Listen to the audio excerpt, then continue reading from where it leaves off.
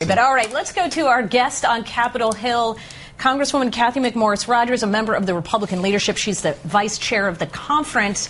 And Congresswoman, let's start off right where Jonathan Karl left off, which is this $100 billion question. How likely is it, do you think, that you're going to get that dollar figure in a final piece of legislation? We're very optimistic. The Republicans are committed to fulfilling our pledge, our promise to America, that we would reduce the spending in Washington, D.C. to those pre-bailout, those pre-stimulus numbers, and we are committed to reaching that $100 billion figure. And we had more discussions about it yesterday, the best way to move forward. But I am most encouraged just that the conversation in Congress has changed. A year ago, it was spending money every day. It seemed like we were spending more and more, and now we're looking at where can we reduce the federal budget, institute these important cuts, and get us on a path to balancing the budget and getting our fiscal house in order. Okay, but let me ask you about expenditures that go to big corporations through the tax code. What are you going to be willing to take on things like ethanol subsidies to oil and gas companies? Are you going to be, I know that's not immediately on the plate here with this specific appropriations bill, but let's face it, we spend a lot of money through tax credits through the tax code. Are you going to take those on? The Republicans have said that everything is on the table. You just look at our budget right now. Our current annual budget is $3.7 trillion. Okay, expected revenue is 2.2. Let me be really specific then.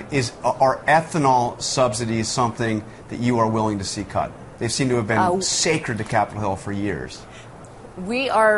We're looking at every dime that the federal government spends. There are no sacred cows at this point. It's too critical of a time, and Americans are demanding that the federal government get its fiscal house in order, that we balance the budget. It isn't liberal versus conservative. It's just a requirement of life, and Americans understand that, and they are expecting it of their leaders here in Congress. Well, Congresswoman, one thing we do know is that the clock is ticking. If this doesn't get done by March 4th, the government shuts down. How willing are you and the Republican conference to let the deadline come and go and maybe have a government shutdown? No one is talking about a government shutdown. What you see happening is that we are looking at this responsibly.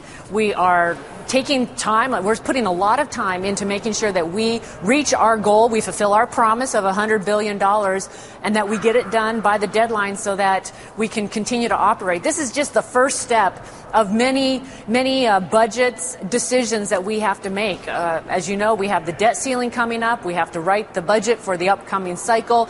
There's a lot ahead of us, and this is in really the whole scheme of things, this is just the small first step. Okay, Cathy McMorris Rodgers, thank you so much for joining us here on Top Line. We look forward to having you back on again soon. Good to be with you. We'll see how those cuts actually come together. Look forward to talking to you. All right.